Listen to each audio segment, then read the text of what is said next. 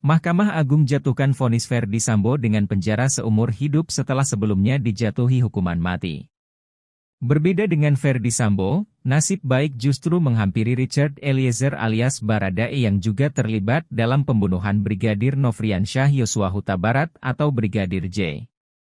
Baradae ternyata sudah menghirup udara bebas sejak beberapa hari lalu. Richard Eliezer merupakan mantan ajudan Ferdy Sambo yakni ex-Kadif Propam Polri yang juga terlibat dalam kasus sama. Buntut kasus pembunuhan terhadap Brigadir J, Baradae divonis 1 tahun 6 bulan penjara. Meski begitu, karir Baradae di kepolisian masih bertahan karena Polri tak memecatnya.